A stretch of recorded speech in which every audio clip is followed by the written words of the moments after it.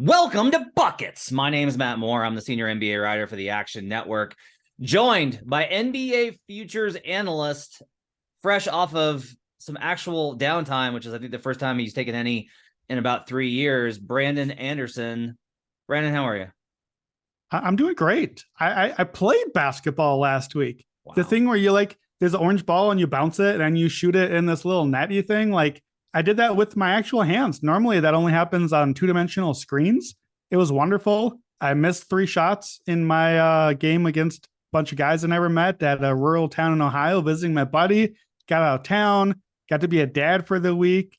My buddy has 9, 7, and 4-year-olds. So I just got used to movies and games and lots of books and spelling tests and early mornings.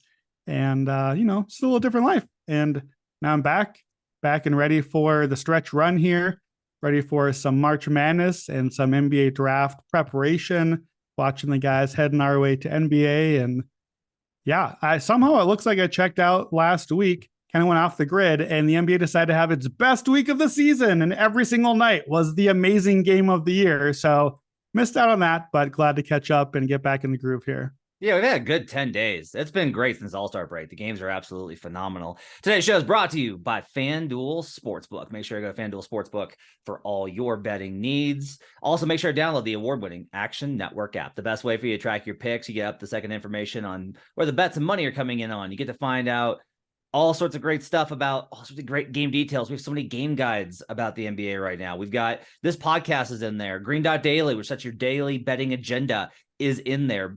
Big bets on campus for the tournament.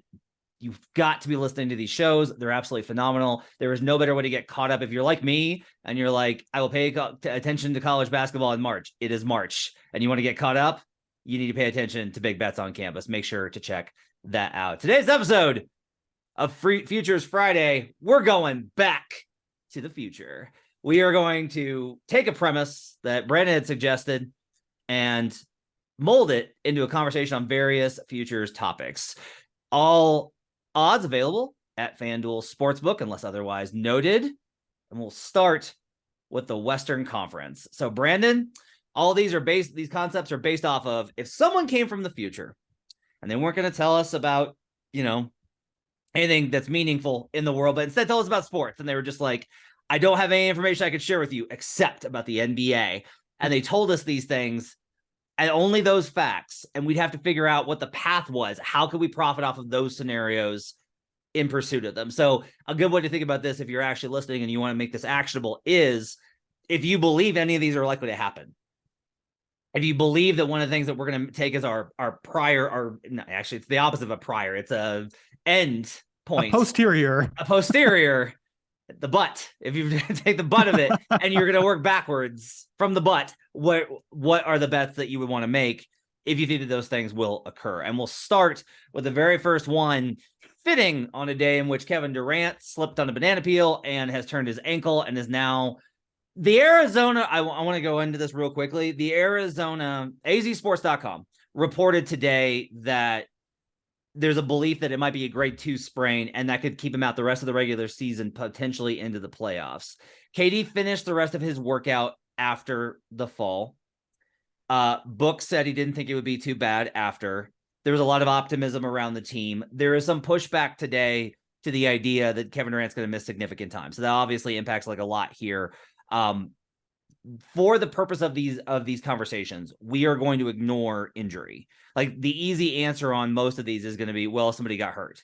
We're not going to do that. Like, those are obvious things, and you have to factor those into your caps regardless. If you're betting on the Suns, you have to accept, like, hey, Kevin Durant has had Achilles surgery in the last 3 years, and he's missed a significant chunk of games the last 3 seasons. Like, that's just part of it. Chris Paul often gets hurt in the playoffs. That's going to be part of your cap. That's built into the lines anyway. This is outside of those lines. And we'll start with this one. If the Suns do not win the Western Conference, they do not make the finals, what do you believe happened? Yeah, so obviously what's happening right now, it is an existing injury. So I think a slight exception to our rule, just in that I think we have to assume at the very least that we're probably going to miss a little bit of Kevin Durant time, that we're probably going to get a little bit less Kevin Durant. We're probably not going to see him every remaining Suns game.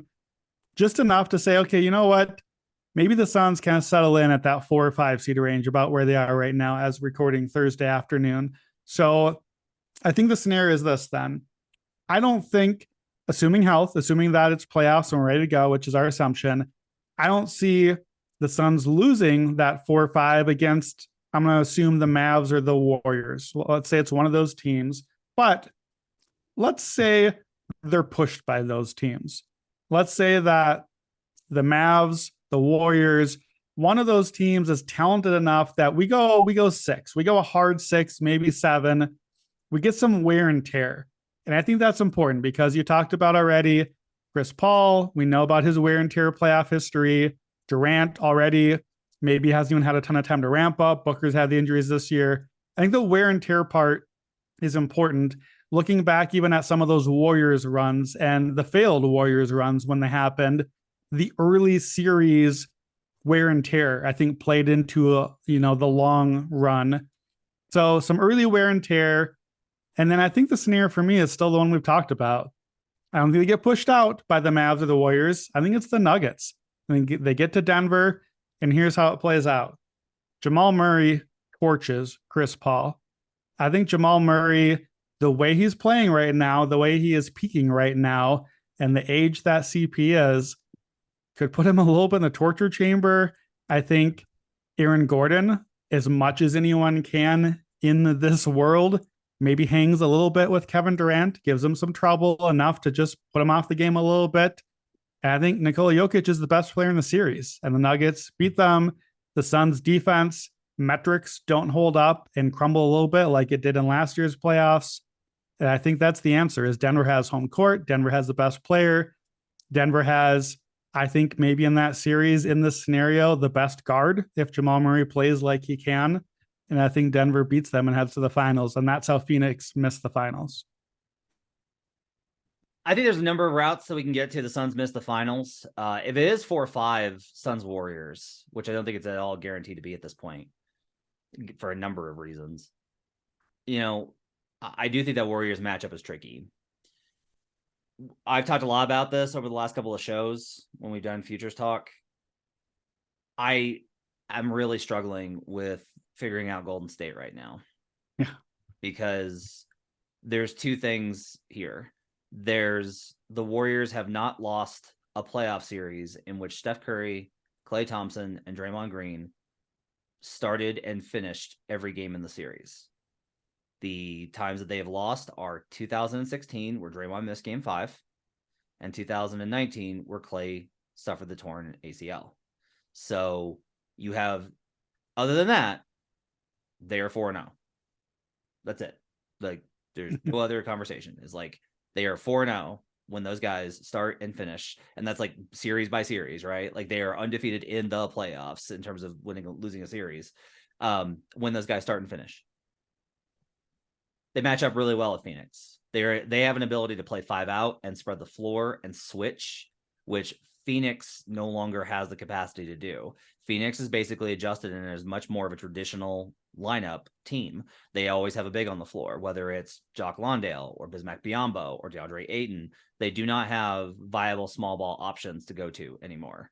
And that, to me, is incredibly important when you face Golden State, because sometimes you do need to be able to counter what they bring to the table. Like the Nuggets can't do that, right? The Nuggets are never going to take Jokic off the floor voluntarily. But the Suns do not have a center that is so good as to create mismatches on their end. Yeah. Aiden's good, but his ability to take advantage, and like I said, the Warriors can play that style. They've got Kevon Looney, so they can do it. Denver's an excellent team. They've been the best team in the Western Conference the last 3 months. People miss the boat on them. They're like, what about the defense? I'm like, look, the defense is top 10 over the last 3 months, like since December 7th. Since December 7th, for the vast majority of the season, this has been a top 10 defense. And you say, well, I still don't trust Jokic in a 1-5. Fair, completely fair. A thing for you to know is that the defensive rating until yesterday, the defensive rating for the Philadelphia 76ers when Joel Embiid was on the court was 110.6. The defensive rating for the Denver Nuggets when Nikola Jokic is on the floor is 110.7. It's 0.1 differential. My thing for you is like, it's fine if you don't want to bet against on any center, but that's what you got to say is like, no center can defend. If you have to play a center, you can't win the playoffs. That might still be true. Warriors won last year. But the question I have is there any other scenario? Is there any other team you think can beat Phoenix outside of Golden State or Denver? I think can, but I don't think it's a spot that I want to bet on right now.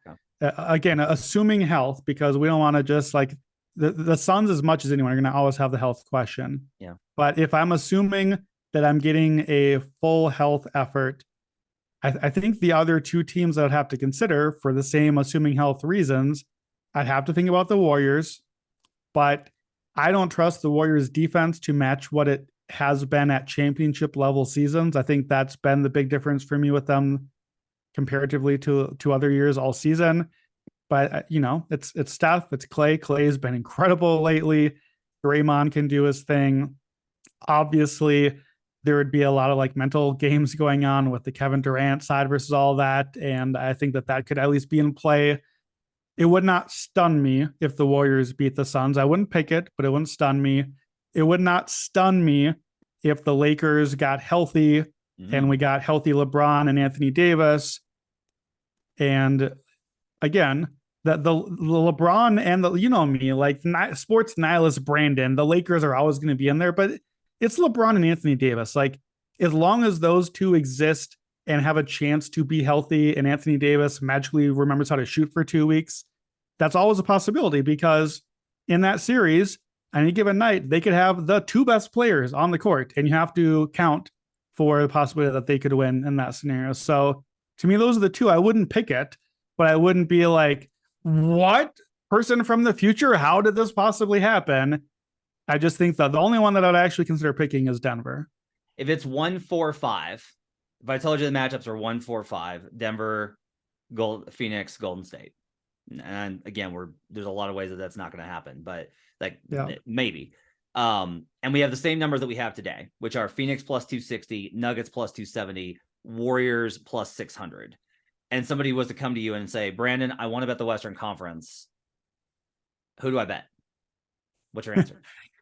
I think the answer in that specific scenario is none of the above, none of those three, because loading that half of the bracket, I think the answer has to be, and we're going to get to some of these scenarios, I think the answer now by the numbers has to be someone on the other half of the bracket. It has to be somebody else on the other side, because like you didn't even mention who's the 8th seed. The 8th seed could be the Clippers or the Lakers. And now you have Nuggets, one of the LA teams that in the first round, and then you have Phoenix and Golden State. And like, there's just no way the numbers are going to be in our favor to get out of that semifinal gauntlet just to advance from there. So I think to bet it has to be someone on the other side whose number is going to be too long just because of the path. If you said, but you're copping out, pick one of the three, my answer is just going to be Denver. Denver, in my notes, it was, as of a couple of days ago, maybe even yesterday, it was plus 330. I'm going to guess it dropped a little bit just because of the Durant news, maybe. It did. Certainly not because of Denver's sparkling showing against my Chicago Bulls last night. But that would be my answer. And I think, too, with Denver, it's the home team. And I feel pretty good about Denver going up 1-0 in a series as the team that I think is the best and at home in that series. So even if you don't love your position after that, I think with Denver, you're going to be likely in a spot where you could hedge and can have some options later on. So I think for me, that still is the best answer. How about for you? I think it's the Warriors at 600. Interesting. Now, the numbers say that if you're past the 3 seed, you don't win the conference. It's only happened, I think, 16 times in NBA history and only once in the last 20 years. And no team with a negative road record, which the Warriors are going to have one of the worst in NBA playoff history, has won. In the last 20 years, no team with a negative road record has ever won the conference. Yeah.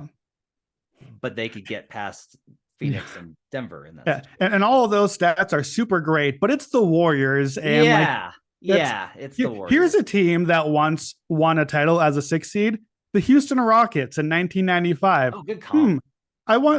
It's like, I wonder what those teams have in common. Oh, they won a title before. They had a weird regular season. They didn't really give a rip because they knew that the conference was wide open. They knew they could flip the switch. They knew they had the gear. They didn't need to prove it to anybody.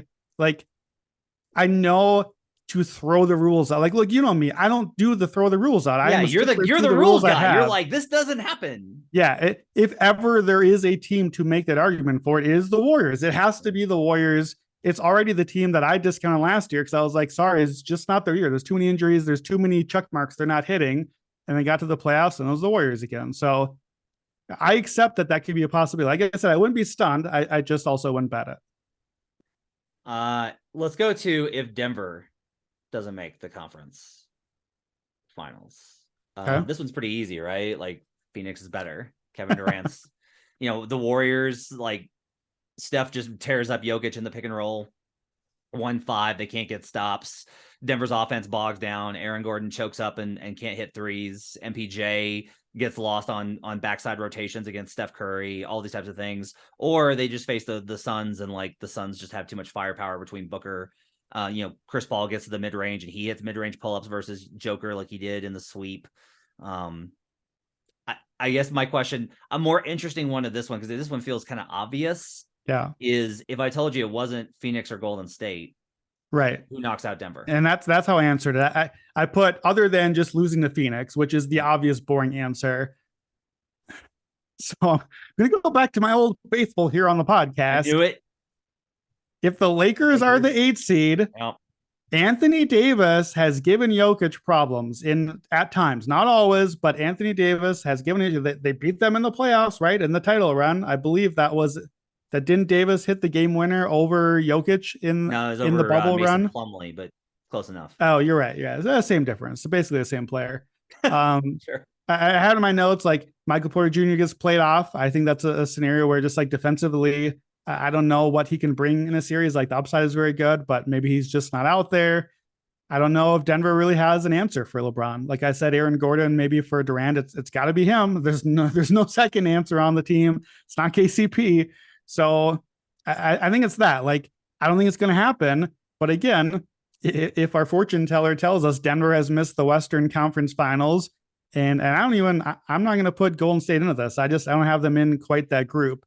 If it's not the Phoenix scenario, which is the easy one, I just think I feel terrible for Denver fans who face the possibility of the dream season, this perfect team, great player, great vibes.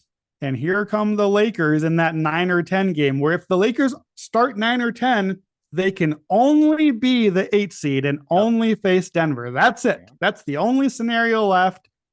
And I just don't feel like a lot of Denver fans would feel great about that. I feel like I'd rather face the Timberwolves or anybody else. Feel awful about that. They've never beaten the Lakers in the playoffs. They've never done it. Never's a long time. Yeah, it's a nightmare for them. And there's two ways of looking at that, right? Which is like one, it's Anthony Davis versus Jokic and LeBron. Are LeBron and AD and the Lakers really going to lose to the Nuggets with Nikola Jokic? And the other side of this is like the Lakers are not a good team. Yeah. They're fine. Since the trade, I would even say that they're like good-ish, pretty good, right? Like Lakers fans feel like they're unbeatable now because they beat the Warriors at home and the Grizzlies, who are falling apart. And I'm like, guys, like I get it, but you also just lost to the Wolves. Like you're going to be uneven. Some nights you're going to look awesome and some nights you're going to look like garbage. And I think that's tough versus the Nuggets. But at the same time, like Denver fans would actually be terrified. I haven't logged this one in the app and I need to do it. I need to go ahead and just like log the loss on it because I do think it's a loss. I did bet Lakers versus after the trade deadline. This is actually back on 2/27. So a couple weeks after. I did bet Lakers Celtics and Lakers Bucks finals matchups. Oh man. I got plus 4,800 on Celtics and 60 to 1 on Bucks Lakers. So just put, let's say I put total 4 units on those. I'm going to log them and take the L, but I got to be transparent. I haven't logged those yet and I need to put those in. All right, so let's go to the next one. I definitely think that that's like a way that could happen. Let's go to the other end of that spectrum, which is what if both of the LA teams, the Clippers and the Lakers, are shut out and they miss the playoffs entirely? We're recording this on Thursday afternoon. So as we record this currently, the Lakers are in the 9 spot. They are 1 game up on the Oklahoma City Thunder and Portland Trailblazers in the loss column. They are 1 game behind the Mavericks and Wolves and Clippers. The Clippers are 2 games up on the Thunder and Blazers and Jazz at 11, 12, 13. So for perspective, the Warriors in 5 and the Jazz in 13th are separated by 3 games in the loss column for a lot of teams that are essentially 2 games over or 2 games under 500. If both LA teams miss, what's the play to make? Yeah, it's complicated because it's going to be hard for both LA teams to miss.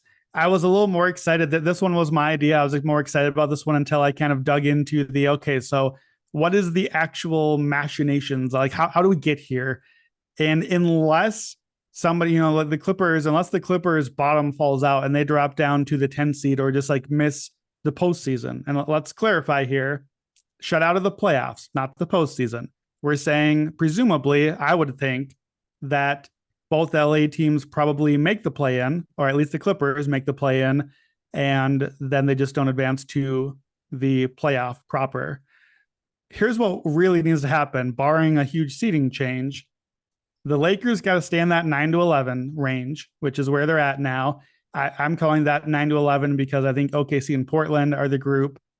Maybe the Pelicans make a little run here, but I've kind of counted them out, and I've been counting the Jazz out for a while. So that's kind of the range of that back end play-in game. Here's the problem.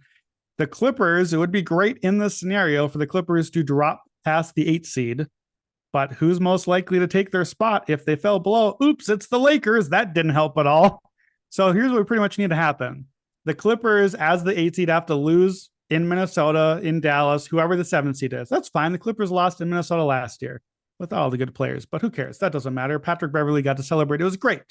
So the Clippers fall out. Here's the problem. As long as the Lakers made the other playing game and now beat OKC or Dame and all of his friends, now we have a Lakers-Clippers elimination game, which is all sorts of fun and narrative, but already ruined our scenario. Because guess what? Somebody has to win, and now one of the LA teams made the playoffs after all. So unless the Lakers miss the play-in, we either need LeBron to lose to OKC's kids or Dame and the leftovers, or we need the Clippers to lose twice out of the 8 seed. All that is to say, I don't think it's going to happen.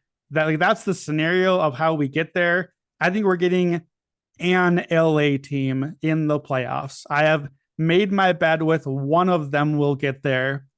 How to bet it? I think Clippers to miss the playoff number is too long right now. It was plus 410 the last I saw. Trying to pull it up here. I honestly, I think both LA teams, where we're at? 490. 490. I think it's too long because I think that there's a pretty solid chance that they are on a road in a playing game.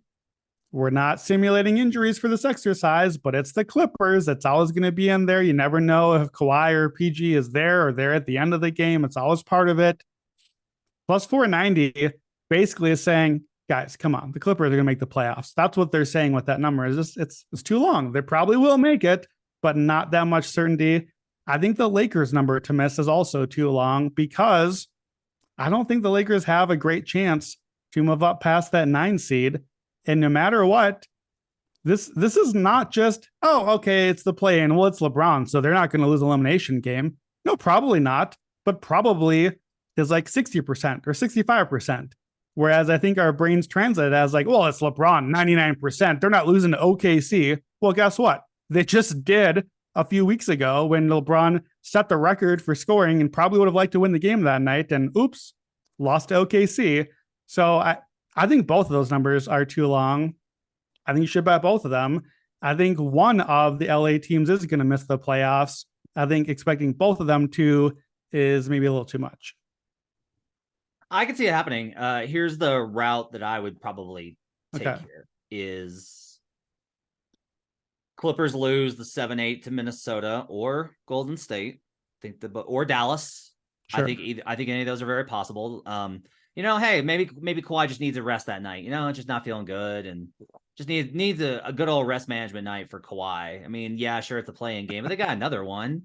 They haven't taken any game this season seriously. Why would they take that one? But anyway, they lose that first play-in game. And then the Lakers take on either the Blazers or the Thunder. Like, here's the thing that I would say. You mentioned like how long those guys are to miss the playoffs. OKC's 13-1 to make the playoffs. Portland's plus 680. They're 6.8 to 1. I will just say I don't think that the Lakers are demonstrably that much better than those teams. And if you're like, how could you possibly think that? The Thunder just beat them. Yeah. Like in a historic night with a 20-minute game stoppage. The Thunder just went back out there and whipped their ass. Like, I don't know what to tell you. If OKC wants to win that game, OKC can win that game. Yep. I don't know if they do. I have a hard time judging this based off of the Shai Gilgeous not going to play on back-to-backs. It seems like a very soft tank, right? Portland, I don't think gives up. I think Portland keeps firing. And if you're just, I'm sorry, but this is the whole thing about the play-in. If you're in a 9-10, yeah, the Lakers should be favored. Yes, they should be favored by a significant amount. If Dame goes off for 45 and Anthony Davis's, which there's a whole lot of things that means, it's entirely possible the Blazers win. Like, LeBron James, Anthony Davis, who's the third best player on the Lakers? D'Angelo Russell? Okay. Probably. Right? On the Blazers, it's Damian Lillard, Jeremy Grant, and either Anthony Simons or Yusuf Nurkic. That's close. Yeah.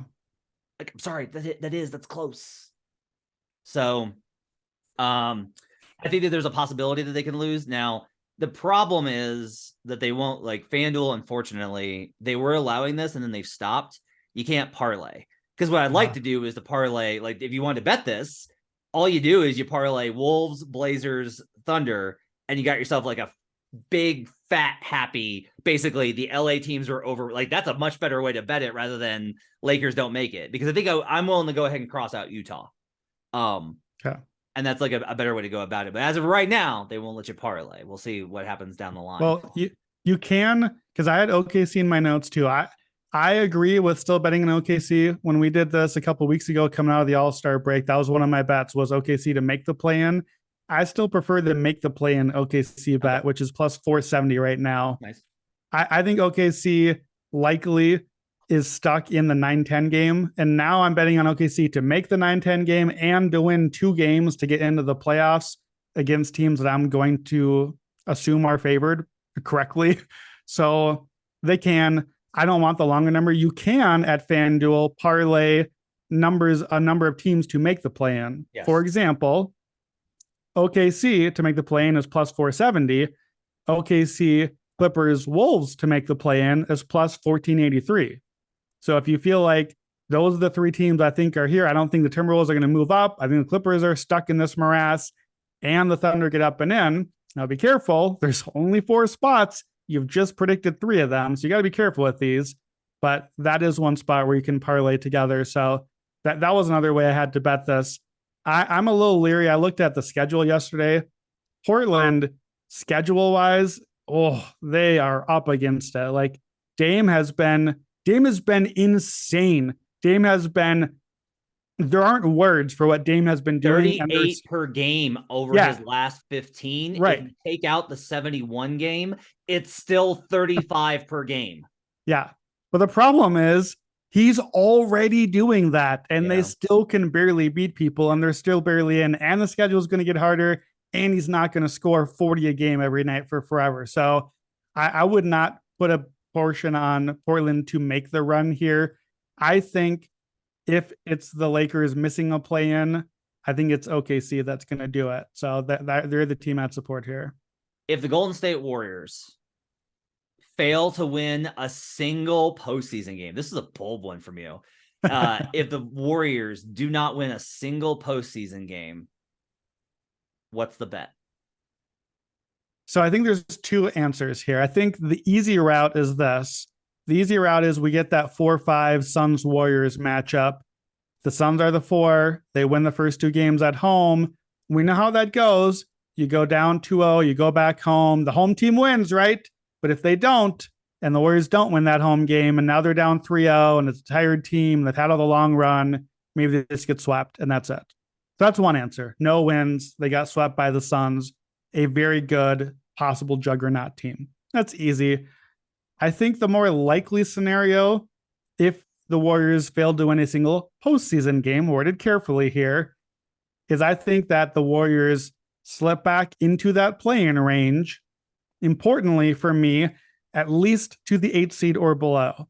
If you're a 7 seed, I have to bet on the Warriors losing 2 home play-in elimination games. No thanks. It could happen, but no thank you. I don't want twice. But give me an 8 seed. Now I have a road game in a play-in. The Warriors are terrible on the road. They lost that one. Sure, it's fine. We'll just win the next game at home. Well, guess what? We saw that happen a couple of years ago. Like, you talked about the Warriors times where they've been in the playoffs and when they've won the title. 2 years ago, the Warriors played the Lakers in a play-in and they lost, and it was fine because it's fine. We'll just play the Grizzlies and get in the next game. And I honestly would have considered taking Warriors title futures. They were really good at the end of that season. And seeing as how last year played out, that may not have been a terrible bet, but it's one game. You get one game. Steph missed some shots, rolled an ankle. Clay went cold that night. The defense didn't hold up. The other team showed up. One game, and the Warriors can lose. So it could be the Lakers again. The Lakers get into the 9-10. And suddenly we got Steph versus LeBron for the final play-in spot. Close your eyes, Denver Nuggets fans watching that game, just waiting for the winner of that one to come through. I think that's the more likely scenario. I think the way to bet it, obviously, would just be, in that case, Suns to miss the play-in, or Suns to miss the playoffs, I should say. I don't think I would take that bet, but I don't think it's implausible that they could slip into the play-in. And this is certainly is a team that is bafflingly beatable on any given night. The Warriors to miss the playoffs is plus 490. The Warriors to win the conference is plus 600. Think about that. Like, that's a great way to put about where the season is at and where the Warriors are at. Plus 490 to miss the playoffs, plus 600 to win the whole conference. That's a 17% chance of missing the playoffs and a 15% chance of winning the conference. Good luck. Good luck choosing which one. Yep. Good luck figuring out which one. You and I have done Rack'em on this show quite a bit, where we parlay together the awards votes. I have a number of them, and I've had to add other ones because the New York media is an incessant pain. And for some reason, if you do anything for the Knicks, it's notable. So now I have to add Emmanuel quickly to various Rack'ems. That's annoying. But I do have a significant position on just Jokic to win MVP, Jaren Jackson Jr. to win Defensive Player of the Year, and Paolo Banchero to win Rookie of the Year. That ticket currently is plus 170 because Jaren Jackson Jr. has lost steam. Like, other players have taken steam in the market because of all of Memphis's turmoil. By the way, that's moronic. The Grizzlies are not going to miss the playoffs. They're up 7 games in the loss column. They are not going to miss the playoffs. They're going to win a top 6 seed, even if it's just the 6th seed. That's like the lowest I would possibly go on them. They will not go lower than that. And as long as that happens, Jaren has built up too much of a reservoir. Jaren's going to win DPOY. It's minus 110 right now. That bet on its own is worth betting. But put them together, it's minus 110. But if I'm wrong and Jokic JJJ Paolo does not win, what happened? Yeah, so this was a more fun conversation when I brought up a few days ago before the Twitter thing happened this week. We're just not going to do that today. We're not going to do the Jokic toxic conversation. Let's just not do that. So let's not have that be the reason. Look it up if you don't know what I'm talking about. I had a really fun one here that I texted you the other day. I texted Joe Delera. Kevin Durant was 500 to 1. Kevin Durant probably is 500 to 1 to win MVP. It was going to be ludicrous, but it was going to play into the we don't really want to do the third MVP thing. Gosh, isn't it crazy Kevin Durant only has one MVP in his career? He finished 20-2 with Brooklyn. His last stretch there. What if he went like 15-2 to close the year with Phoenix? Well, what if he went 3-0 to close the year with Phoenix? How about that? How about that? So, yeah, even if he played every game, it was going to be like 57 games and break all of my rules. But again, Kevin Durant is a guy that can break some rules. I think if this doesn't cash, look, I've said for a while, I thought the MVP was done. I still think it is. I still think it's Jokic. Paolo is done. Like they have moved that number so high that they're like, please stop betting this. We really don't want to give you any more money on this. How about minus 100,000? Will that stop you from betting on this? Remember when he was plus 450 at Summer League? Remember that? I remember that. I remember that we told a lot of people to bet on that one. Did it a bunch of times. I got back for Summer League and was like, if you do one thing with your money, go bet Paolo Banchero to win Rookie of the Year. Yeah. I will say that the number is so long now that if you're a fresh bettor putting in a parlay like this, in my opinion, even though it's done, Paolo's winning Rookie of the Year, I still wouldn't include it into my new parlay because, like in this scenario, plus 170 for all three, take Paolo out and just do Jokic Jackson plus 164. It's not worth the 6 cents of payoff. It's not worth it. Get your 6 cents elsewhere. Who knows what happens? Who knows? Like, just, I'm not even come up with a scenario, but life is weird. Something could happen. Don't do it. The answer to this question to me, even despite what you said, if this doesn't cash, it has to be Jaren Jackson. It has to be because the Grizzlies fell down the standings, not out of the playoffs. It's not happening, but oops, they're the 4 seed, they're the 5, they're the 6, somewhere in that range. They have all the bad mojo. The jaw thing doesn't go away. Nobody wants to talk about the Grizzlies anymore. I think Jaren Jackson is clearly the defensive player of the year. I just posted it on Twitter yesterday that he would get my vote. I think it should be a wrap. The problem is, how do we bet this? The move-in right now is on Brook Lopez. I'm not totally convinced Brook Lopez is the replacement winner if it's not Jackson. I'm not even convinced personally he's the replacement Bucks winner if it goes to not Jackson. I think it could even still be Giannis in that scenario. I think Bam could be the winner. I think he's been in waiting for this award. I still think it's going to be Jackson, but if this ticket doesn't cash, I think that's the reason. I'm with you, though. I think minus 110 is ludicrous. I think you should just pause right now listening and go bet Jaren Jackson to win Defensive Player of the Year. Yeah, I think it's done. I don't understand this. I will tell you, like, I've talked to voters, but I haven't talked to all of them. So it's possible that I only talk to certain members that are not representative of the entire sample. Multiple voters have asked me the question, why is Brook Lopez second in odds? Like, I think that's notable. Because they're like, I would not think, like, he's great, he's awesome, but like, he's not DPOY, you know? He doesn't have the reputation for it. And we've talked about how important that is in this precise award. But the problem I think is, I don't think you can. So if we talk about MVP, Steph Curry, Kevin Durant never won an MVP in 2017, 2018, 2019, despite the Warriors being the best team in the league. And those two being considered top 5 players in the league, right? Great stats. Team was awesome, unbeatable, won the title, all of it. Why? You couldn't parse out. You couldn't say who's the real reason why that team is awesome. Is it KD or is it Steph? Well, KD has Steph. Well, Steph has KD. It's a similar situation only on the defensive end here. Is Brook Lopez the best because he's the best rim protector, or is it because he's got Drew Holiday and Giannis on the perimeter?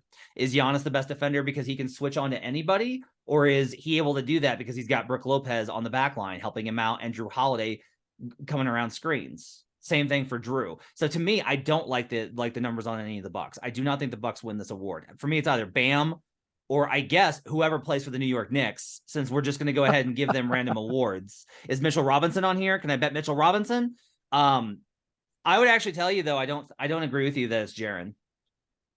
I think if Jaren, that doesn't cash. Oh, I see. I think it's MVP. I think that the grenade that was lobbed on first take could have a substantial impact in the market. That I think if you are a voter, I think the well has been poisoned a little.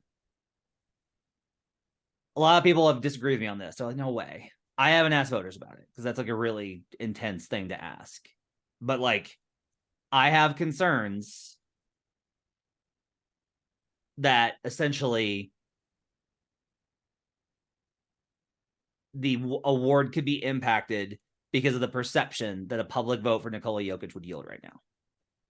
So I would tell you that if you're, the way I have put it on various shows is, if you have a Jokic position and you felt great about yourself, cover yourself with a Giannis bet.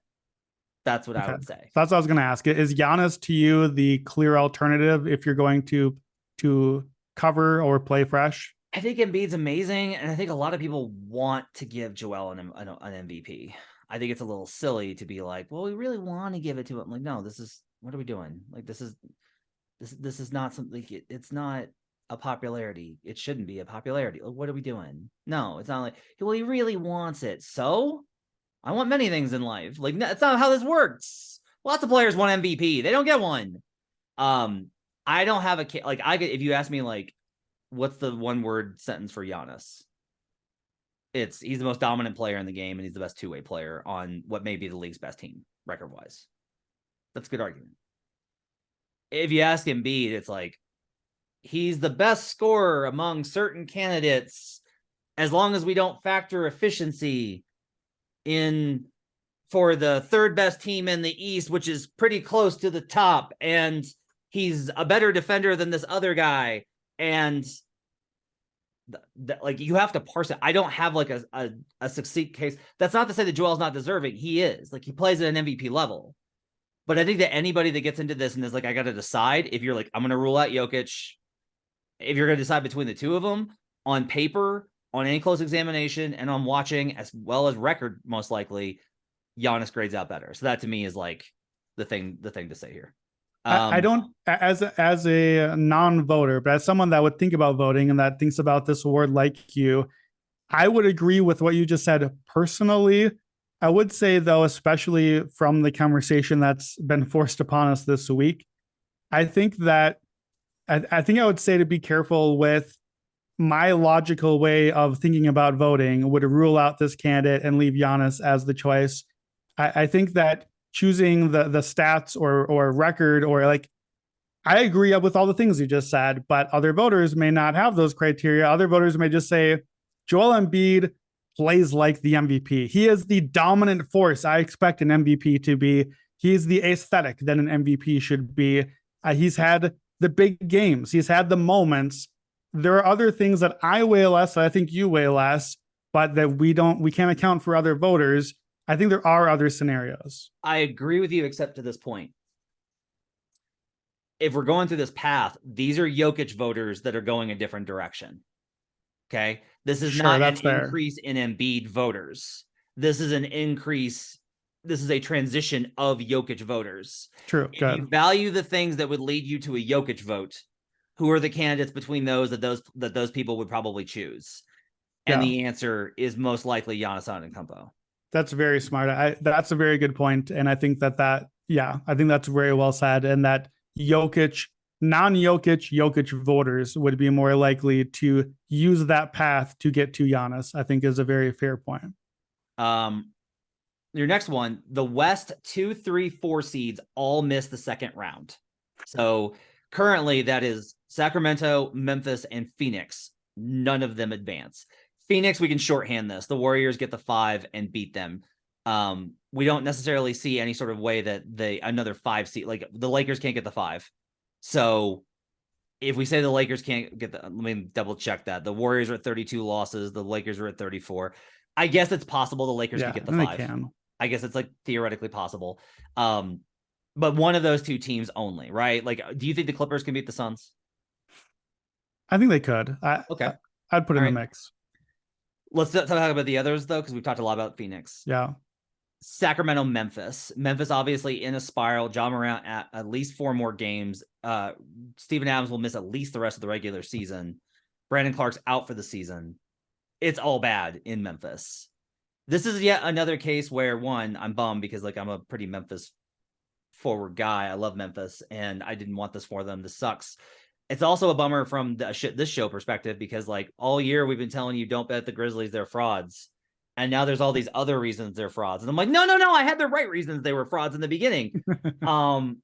If the bigger question about if Kings Grizzlies don't make it is what teams do. That's the more interesting Yeah. question here, is like, what are we looking at? And do those teams have a legit shot at making a run as far as like being, because this is what's really interesting.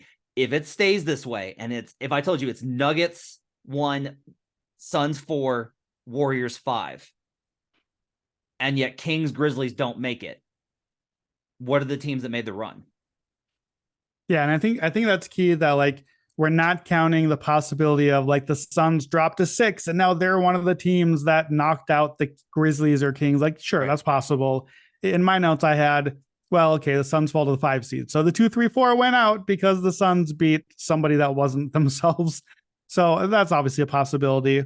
I think Warriors being the 6 or the 7 and beating the Grizzlies or the Kings, I don't need to do a lot of analysis on why the Warriors would beat the Grizzlies or the Kings in a series. I think they would be pretty significantly favored, road or not, in that series. So I think that's one option. The Mavs would be a possibility. I don't think that would be a slam dunk by any scenario, but they'd be in range. And I think just one of the LA teams as possible 7 seed, either Clippers or Lakers. Clippers or Lakers 7 seed against the 2 seed Kings or the 2 seed Grizzlies. Who's favored in that series? Is I know the LA team is on the road, but are they really making Lakers underdogs, Clippers underdogs against the 2 seed Kings? Because they're going to take a lot of money on the LA team if that's the scenario. That's a good question. I mean, I think they're probably still favorites, but they're just short favorites. Like, I have a hard time getting to how, like, I don't think their power rating will allow them to adjust it enough. Yeah, I don't think so either, but you agree, though, right? That a lot of LA money is going to come in on that plus 130 or whatever. They're just going to have to cover it. Yeah, I think so. Let's put it this way. If it's 2 Kings, 3 Grizzlies, 6 Wolves, 7 Mavs, let's put all of these dangerous teams, both LA teams, the Warriors, the Suns, and the Nuggets, all in a death gauntlet on the other side of the bracket. Okay. If it's 2 Kings, 3 Grizzlies, 7 Wolves, 8 Mavs, what's the bet? So I'm going to answer that question by transitioning into our next one on the list, because I think the next one on the list is the bet, which is now I'm thinking about the Kings to make the conference finals, which you can't bet that, but you bet the Kings to win the West, knowing that, okay, I've got my crazy long Kings to win the West ticket, and I'm going to hedge right out of it in the Western Conference Finals against whoever came out of the death gauntlet. But to me, that's the scenario where, okay, well, hey, gosh, Sacramento, they're in this thing. Could they make a run? I think that precise bracket you just described, that's the one where the Kings make a run. It's where the Kings Grizzlies are 2 and 3, whatever order. And then it's Dallas, Minnesota, 6 and 7. Don't put none of the other death teams in there. No Warriors, no Clippers, no Lakers. Or if one of them is in, we need an injury factor or something to can even it out. I'm sorry, maybe that's not giving the Kings enough credit, but it's the Kings. I'm sorry, they've won enough all year, but it's still the Kings. I'm going to use that in my argument. And number 2, I do want to, sorry, I stopped you. I do want to know, I listened back to our Pacific Division win totals pod, and I gave out this entire listed thing, and we'll talk about this at the end of the show, about the win total. Your literal response to my Kings argument was, I'm sorry, it's the Kings. It's just really funny that we're back here. They're still the Kings. You're not wrong. So. It is the Kings. Yeah, here's the scenario where the Kings make the conference finals. They're the 2 seed. The Timberwolves win the first play-in game, celebrate raucously, and then the Kings get revenge on my Timberwolves for the 2004 series, the greatest win in Timberwolves franchise history, when Kevin Garnett knocked the Kings out in the Western semis. Kings move on, and then I think it's just a track meet against Memphis or Dallas. It's just a run up and down, and Kings win game 7 at home. Suddenly you're in the conference finals. I think in that scenario, like, look, I'm trying to remember. I feel like a year or 2 ago, we had a similar-ish scenario where we were like, oh man, half of the West bracket is loaded and woo, it's open down here. Maybe that was the year, was it 2 years ago when Portland made the conference finals? And I'm just like, oh, hey, yeah, well, it turns out somebody had to come out of that part of the bracket over here. Yep. So I think this is that version of that. This is the version where it's like, hey, the Kings made the conference finals. You're giving Harrison Barnes how big of an extension? You're locking your team into this roster how badly right now? No, that's not the scenario. you just lucked into the right bracket. Also, cynically, I think the other death teams are too smart to let that bracket happen. Someone's going to win the right game or lose the right game in the last week to be like, hey, over here, there's a Kings, Grizzlies, Timberwolves bracket. Oh, Chris Paul is out tonight. We're going to drop down to that seed. Oh, we're in that half of the bracket now. How nice. I hope that happens when the Kings win. Like, it would be the best thing in the world It if that were to happen. Wonderful. Kings plus 3,800 to win the Western Conference right Whew, now. that is a long number. Yeah, I bet that. I bet the Kings to win the division or win the conference a couple weeks ago when I was like, oh God, they could have like a bracket all to themselves. There's one other team I do want to mention here who we haven't talked about because we've just kind of written them off.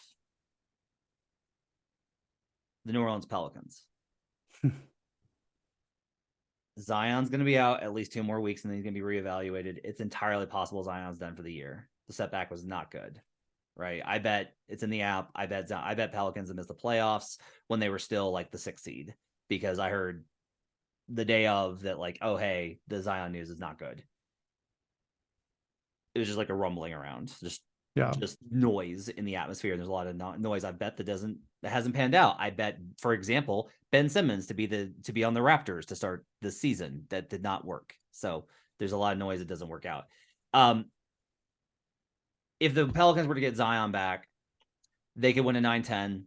They could win a 9-8. They might even be able to get into the 7-8 and win that 7-8. And then, like, if it's Pelicans Kings, I'm very interested in how that works out. Like, I like the Kings. I've been kind of like, are we sure? And then your answer in the text message was pretty good, which is just like, they're 26th in defense. Teams like that don't win. Now, the Blazers, to your credit, like, that's basically who they were. Is like the Blazers were like a bad defense that made the conference finals. But I do think I'm not going to bet this because I can't have a bet on every single freaking team to win the Western Conference. Not even me should have a position on everyone. But the Pelicans at 65-1, if that bracket works out, that's something for you to look at. Like, if the Pelicans get their shit together and they wind up in the 7-8, my bet would not be on the Pelicans to win that play-in game. My bet would be on the Pelicans to win the Western Conference and then hedge it once they get to one of the death teams. Yeah, I think that's the key. I think the key to what you're saying here is right. Is I don't want to put my money on the Pelicans right now because I think it's much more likely that we're bottoming out in the other direction. And I have effectively, for now, until proven otherwise, moved the Pelicans into Jazz range. Like, I'm just kind of putting them as 12 and 13 and prove me wrong. If they prove me wrong, I'm gonna do the thing I don't normally do. I'm going to not get the best of the number. I'm going to let them earn the price down a little bit, and I will sacrifice the 6,500 down to a 4,500 or whatever. I think you're right. The closer they get, we're back to where we were at the start of the season. Bet Pelicans aggressively. Lest we forget, when they were healthy, as you know, because our money is on it, this was the 2nd or 3rd best team in the West. They were really good. It's all Zion, though. It has to be Zion. But the closer you get to a play-in starting, if Zion is actually back in this scenario and actually looking like Zion again, let's put it this way. Assuming Zion is himself and healthy, who from the West would you not give them a chance against in a series? Denver. Agreed. Phoenix? That one's interesting. Assuming health, but I don't. Zion is just Zion. Like, you think immediately, as I think about a series, okay, Zion's the best player. Who's the answer to Zion? Nobody. There's no answers to Zion. Nobody. We don't know what that looks like in a playoff matchup in any series. If it's Phoenix, New Orleans, and Zion's back, I'm probably betting the Pels on the series line, right? Like, we're taking right. That's what I figured you would say. We're taking like plus 2.5 on the series line. Yeah. So I think the closer you get to the playoffs, if 3 weeks from now Zion is back, and look, Zion takes a while to ramp up too. So just being back is not enough. He has to look like Zion again. Yeah. That changes everything we just said about the West. Final one for the Western Conference. This one very quickly. If I told you if Doc Brown comes back and says, Marty, KD, Jokic, and Steph, neither one of them win the MVP. If none of those guys win the Western Conference Finals MVP, which is new this season, KD, Jokic, Steph, none of those guys win Finals MVP. What's the bet? Conference Finals MVP, you mean, correct? Conference Finals MVP. I think the bet, I can't believe I'm saying this. I think the bet is Devin Booker. I think this is the first time I've ever said a nice thing about Devin Booker before on a podcast. I think it is. I know you like this one, so I'm just going to cede the floor. I know this is your answer. Tell me why it's Devin Booker. Devin with KD is a different type of beast. We saw it immediately. I was so mad last time when KD got hurt because we were going to hit those assists over again. His line was 5.5. He finished with 4. And the only reason he didn't hit more is because he had to score more because KD was out. When KD is in there, his complete game gets unlocked. Like triple doubles are on the board for the first time for Devin Booker when he has Kevin Durant to be able to throw passes to. Booker is a very good floor general. They are shifting away from Chris Paul being the one that sets the offense and being kind of the engine and Booker being tip of the spear to Devin Booker is the engine and Chris Paul is secondary auxiliary playmaker. There's a really good opportunity to bet Booker assists throughout the finals as long as KD is healthy. And I do genuinely think that you could see a situation versus switching teams where it's like, yeah, KD averaged 24, but really they were able to limit his efficiency, but they couldn't do anything with Booker. Booker finished with, 28, like he averaged 28 and 7 or 8 for the conference finals. To me, that's like the best bet in there. If it's not from one of those teams. Yeah. Then I Kawhi's probably the bet. Yeah, I was gonna say Kawhi. Maybe it's hard to say like Luka or LeBron just by being Luka or LeBron, but that's the 8 seed right now. So like that means you're gonna knock out the Nuggets and then the Suns and then still somebody else after that. Those are the names. We know the superstar names. I think the Clippers, you'd have to say, have the presumably easier path, but they're only 1 seed up. Right now, the Clippers are at least in that better half of the bracket, and that would help. When those come out, I'm hoping we get those at the start of the playoffs. If we get those, I will tell you another name I'm going to bet. Anthony Davis. They want to give him, like, there is so much appreciation in the media for him. Like, the NBA selected him as a top 75 guy all time. He was described as like, is Anthony Davis the best big man ever? After they won the finals, like they cannot stop falling over themselves about a player they ignored when he was in New Orleans. So that to me would be the play. We're long on time. Let's get to the Eastern Conference. If in the Eastern Conference, Doc Brown comes back and says, Marty, no, Boston and Milwaukee is not the Eastern Conference Finals matchup. What happened? So I think the obvious answer is Philadelphia, but I'm not going to go with Philadelphia. I just don't like their path. I think that James Harden is either going to have to get past Drew Holiday or have to get past Marcus Smart and Derek White. And I do not see that going well for James Harden. I know Embiid, all the et cetera stuff. I'm just going to have Philadelphia earn it. I think it's Cleveland. I think Cleveland, not Philadelphia, is the reason that would stop a Boston-Milwaukee Eastern Conference Finals. Cavs can win a rock fight. They're number 1 or near the top defensively. They're last in pace. I like that in a series where you're the underdog because you shorten the game a little bit. You have less possessions, less chance for the better team to be better. I think it's certainly against the Celtics. We know that matchup can go well. We've seen Cavs Celtics be great all season long. We've seen 4 close games. Cavs have won 3 of them in overtime. Cleveland is number 1. At least they were as a couple of days ago, number 1 in net rating and SRS for the league. The Cavs are very good. There are flaws in those ratings. I think the Cavs, not the Sixers, would be the reason that we don't get that Eastern Conference Finals. I agree with you. I like the matchup for the Cavs a lot in Boston. That's like a matchup I've been circling for a long time. The problem is right now it's going to be Bucks, Cavs, and I think the Bucks smash them. I think the Bucks absolutely smash Cleveland. I try and talk myself like, okay, what's the team that's going to give the Bucks more trouble than they should give them? I'm like, is it the Knicks? Is that possible? Like, is it possible that's the Knicks? And I have a hard time kind of buying into that.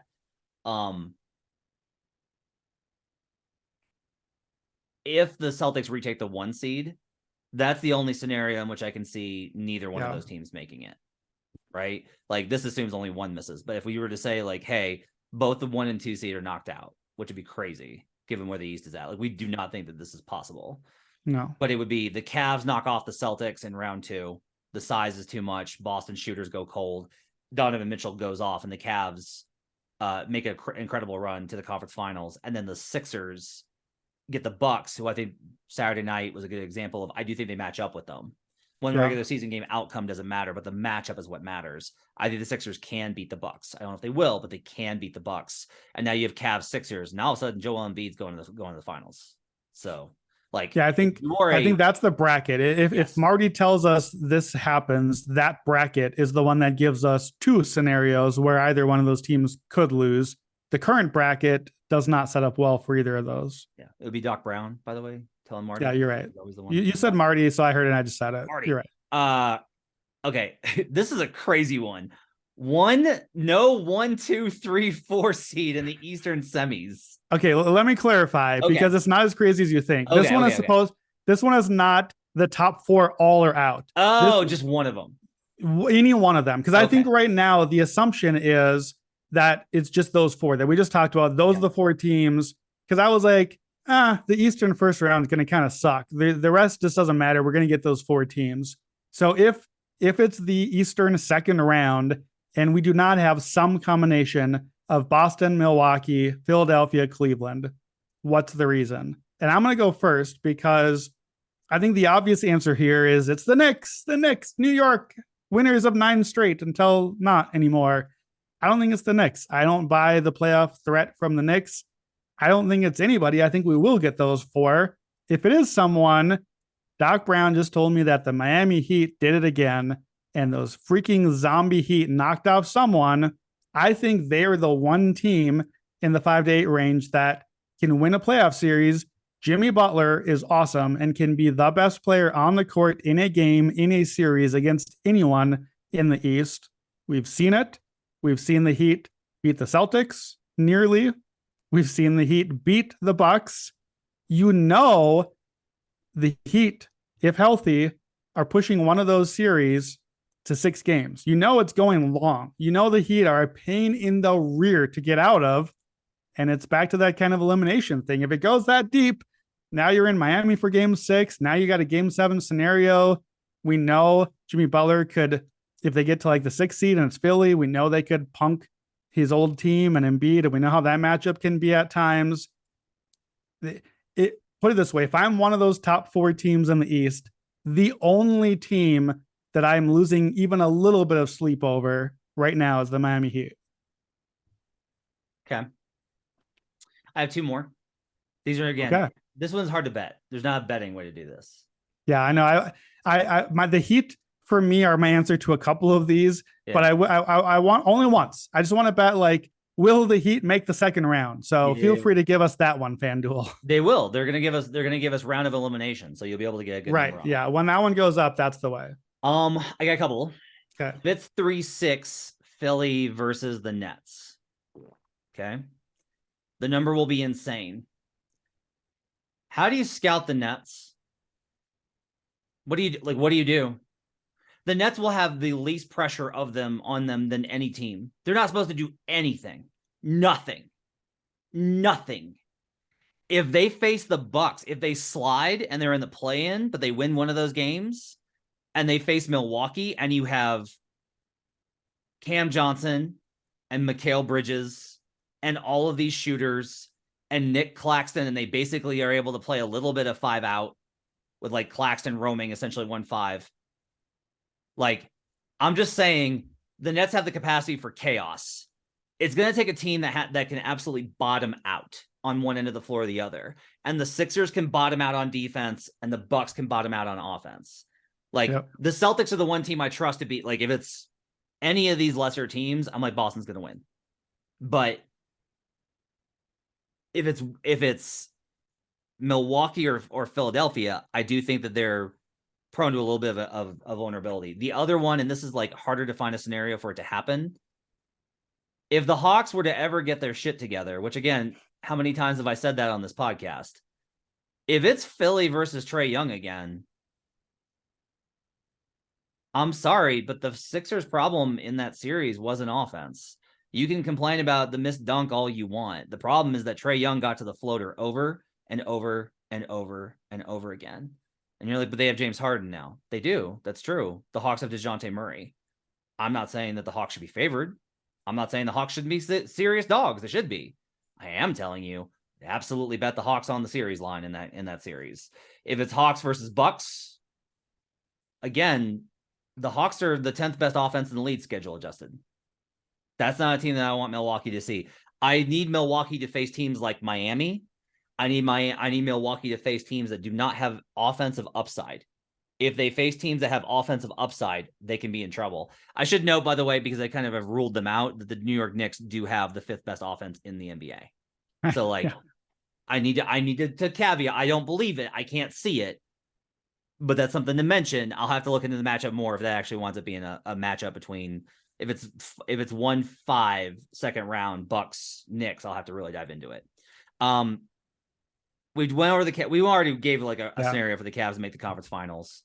And I just kind of gave you the Knicks scenario to make the conference finals, which is that. If I told you neither Giannis, Tatum, nor Embiid win Eastern Conference Finals MVP, what's the bet?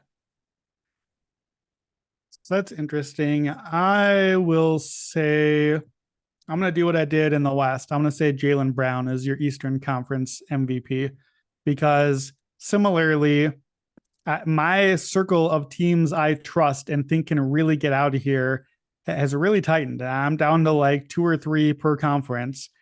And I don't think I have too hard of a time to make a case for another team.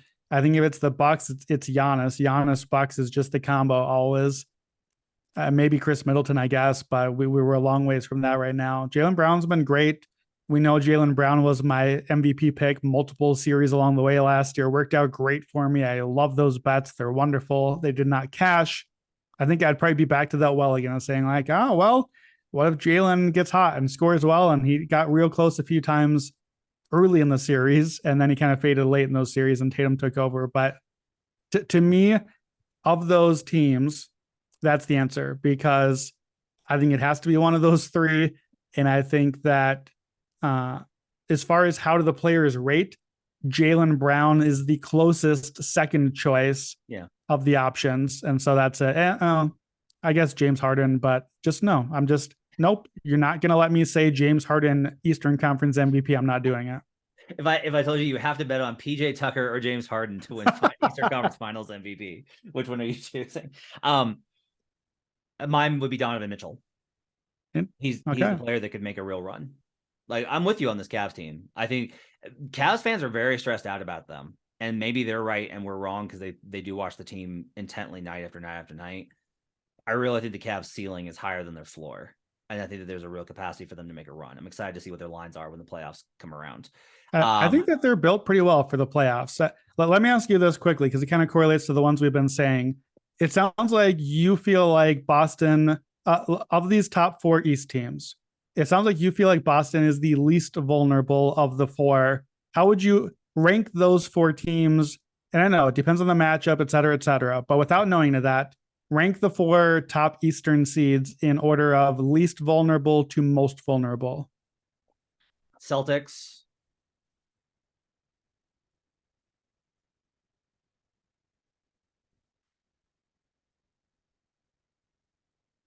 Bucks.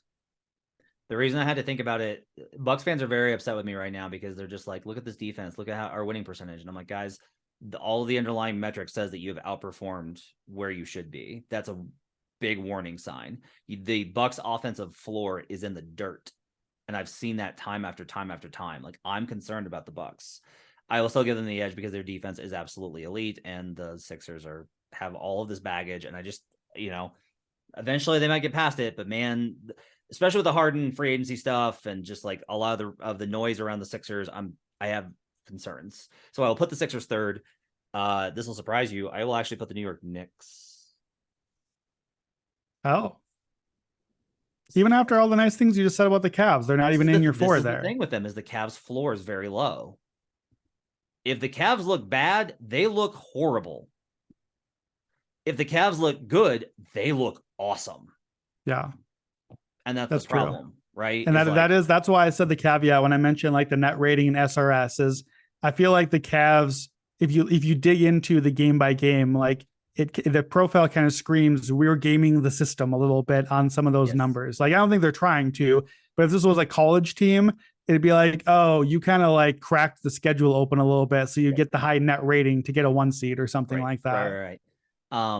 So like here, I mean, that's really where I'm at is I will bet the Cavaliers on the series spread line versus the Celtics. Like I will tell everyone right now at full health, I will be doing that because it's probably going to be 2.5. I'll probably be able to get even like minus 110 on either side at 2.5.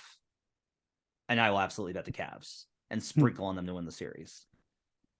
I will probably like, I have to look at the matchup. I haven't done those yet. I don't do those until the last week of the season.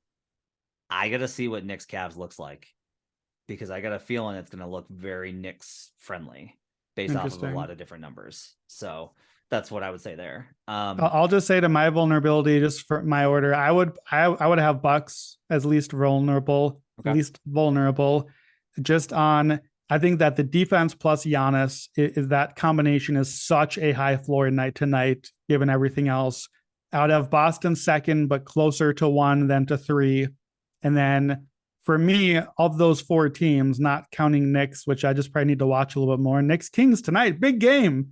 It's true. I have to put Philadelphia most vulnerable because it's Philadelphia and it's James Harden and Joel Embiid. And I'm just going to stay on that. I like that you're going back to the axioms that you haven't been, and you this is honestly like a really it's good because it's entirely, I think this a lot that you get caught in the regular season, you buy into stuff and then you like, it looks ridiculous when you're like in preseason, we said this, right? Like, does any of the stuff that we've learned really matter when like going into last year? I've been like, no, the Sixers can't win. They got Harden, Doc, and Embiid. Like, so it'll be interesting to kind of see how it plays out.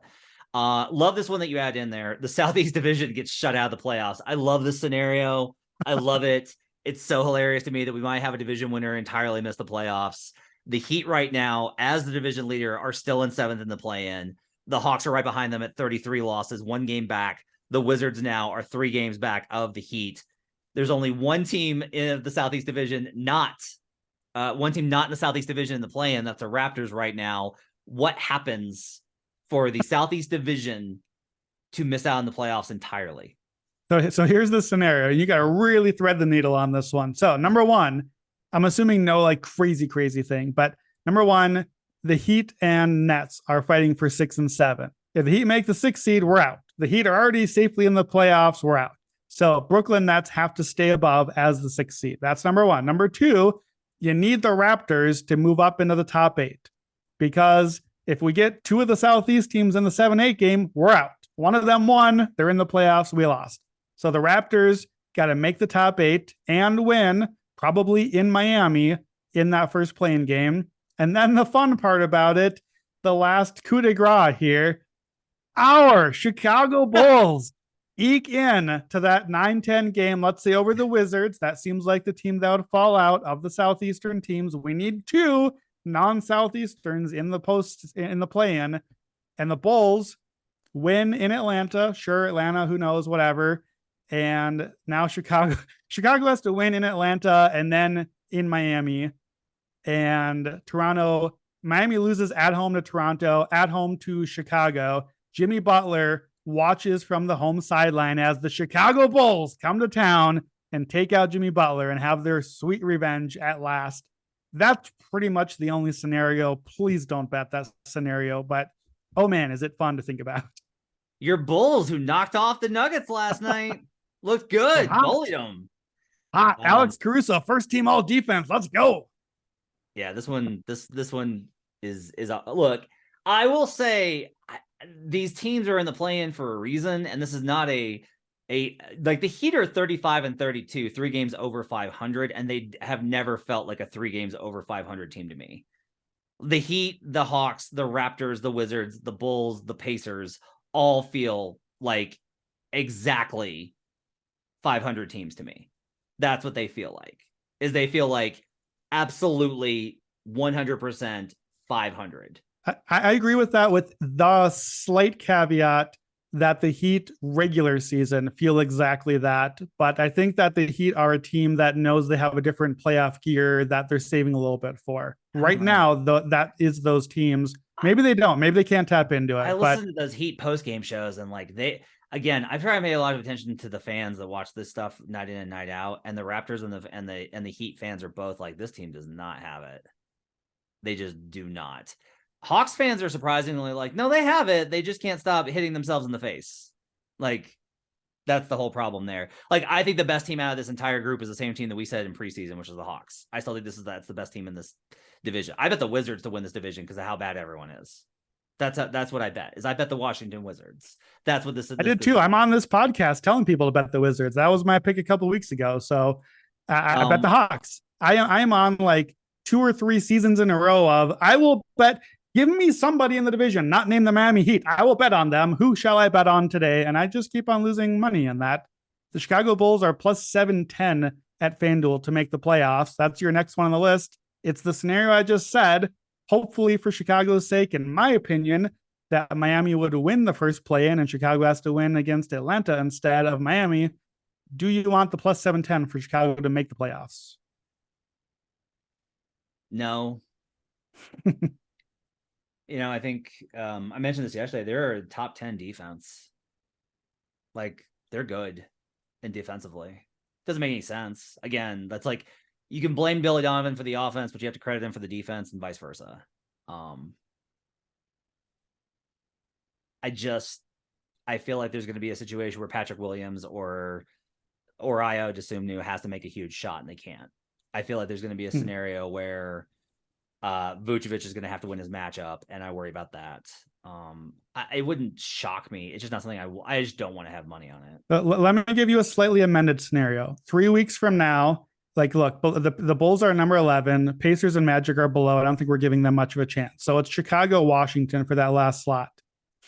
Chicago has passed Washington. Chicago is now safely in the play-in. The play-in starts tomorrow. Chicago is in the 9-10 game facing Toronto. They'll have to win that game and then beat one of Miami or Atlanta. I'm going to give you plus 450 Chicago to make the playoffs. Now, do you want them? They're in the play-in. You got DeMar. He can hit the shots. You got Zach. Nope. I think at that point, I might actually consider it because we're back to like, well, these other teams are all very mediocre too. Why can't DeMar be the guy that shoots instead of Jimmy that night or Trey or whoever? It's not long enough. And the problem is like that Raptors Bulls game was a very good example. Raptors clinched tiebreaker over Chicago with that game. That was a game Chicago could have won. Like, Chicago was in that game. Chicago was better in that game. Chicago has better talent, but they just do not play with enough motor, intensity, and like execution. They're just not made for it. And that's frustrating, but it's absolutely true. Versus like the Raptors, I think are way worse than them talent-wise. Even if I think Pascal Siakam's like the best player in that matchup. Here's the thing.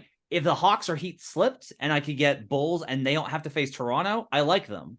Like, I like Chicago versus Miami more than I like Chicago versus Toronto. This is how messed up this entire quadrant is. Before we get out of here, I do want to do a little bit of a victory lap. Key of the victory lap. We're going to go over some of the bets that we made in preseason as they start to roll in and cash, and we'll talk about even if some of them aren't winners. We will start with 3 winners though. Brandon this is the first thing he gave out. He jumped on it immediately. He was on the Cavs from the very get-go. Before Donovan Mitchell was traded, Brandon jumped on 41.5 for the Cavs. I jumped on it as well. We both had Cavs over 41.5. That cash this week. Congrats, Brandon. Thank you. Yeah, we predicted the Donovan Mitchell trade all along. We nailed it. We did not predict that, but we got our Cavs over. We got more Cavs overs to hit still. I think we'll hit the adjusted 48s or whatever we're at. More Cavs wins to come. You mocked me. We did it. We got the Hawks. Sorry, let me just jump in. Yeah, Hawks got the win. Hawks, what am I doing? What are we talking about? Cavs. There we go. Great. Okay. I got your whole segment. It's okay. We can just go ahead then. You mocked me for Sacramento, sir. You mocked me. You said that you were considering betting against me. I had to talk you out of it. And you were like, all right, you've done a good enough job. I'm not going to actively bet against you. This was a very popular one, so I wish I could take more credit for it. Like, I was all over it from the very get-go. And then like everyone jumped on it. Like Bill Simmons gave this out on his pod, and like it was just very popular. Everybody was on Kings over, but Kings did go over the 31.5, the 32.5, and the 33.5. I bet that those three separate numbers, all three cashed. Kings light the beam, baby. What a great year. Yeah, it was a great call by you. They were a team that I think I entered our podcast for that one leaning under. And I think I was not patting myself on the back here, but I think your case was convincing enough that I left the pod being like, all right, well, I'm just going to pass. I'm not ready to join you on the over, but I think you were right to point out like they're going to make the push. They're going to try to win. Really, they are kind of what I thought they were, in that they were all offense, no defense. The no defense part was right. I just did not think they were going to be the historical number one offense. Sorry, I missed out on that one. I do think, though, if I remember right, I remember we were doing the division. I believe that in my mocking you, which you're right, I mocked you for the Kings pick. I believe as part of my mocking, I tried mockingly to talk you into Kings to win the division at what would have been a historically long number. And I wish I had mocked you a little further into that once you could get it. Because I know we both have bet it now since then. We're going to get it at a much shorter number, but boy, did we not think that was a possibility. Yeah, man. You had three teams with a 50+ win total, and none of them are likely to win the division at this point. Well, I think so. I mean, the market still thinks the Suns they're still the minus number. Speaking of that division, one of my 5-unit max bets alongside the Kings and the Celtics, which that one's going to be close. Celtics is going to be like, I'm going to have an opportunity, I think, to at least hedge it, which is thank God. But the other one that was really strong on was the Warriors under. Brandon, you go to Asia for preseason, you go under the next season. I don't know what else to say. Yeah, this is one I would have been all over Warriors under, and I think I just PTSD'd myself out from last year being like, no Warriors, and then they did it to me again in the postseason. I never caught there on time, and I was really concerned about the defense on this team. And I thought that this team looked about like what they were going to be, which is this kind of baffling team, and we'll see in the playoffs. And I just chickened out of it. And I think I just was no thanks. No thanks to the Warriors. No thanks to the Suns. I don't need to bet them. No, sir, I will not. I'll wait to the postseason. And yeah, you were right. We were right, but you were the only one that was right enough to actually bet it and cashed a big one. Well done. Yeah, it was good. That was a good one. 51.5 cash. I've got some 50s that are going to cash on also with the next loss by the Golden State Warriors.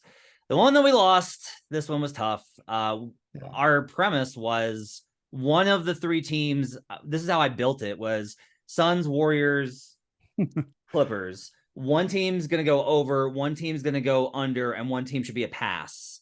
And I went with the Warriors were an under, the Suns were like a stay away, and I wanted to stay away from the Clippers as well. You made the case for the Clippers and talked like I take full response. Like I got talked into it. I think your case was right. The Clippers just bafflingly this year. All the stuff we thought about their depth wasn't true. All the stuff we thought about their coaching wasn't true. We lost Clippers over 51.5. It's a bummer. Yeah, Clippers were one of the late ads for me. And as you remember, I got there on betting Kawhi to win MVP. And I did some Norm Powell. And I wish I hadn't talked myself into it.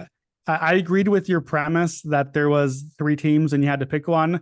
And as we just said, I was out really on the Suns and Warriors. And so I kind of defaulted myself into the Clippers. And the Clippers have defaulted some of our bets instead. So yeah, that did not work out.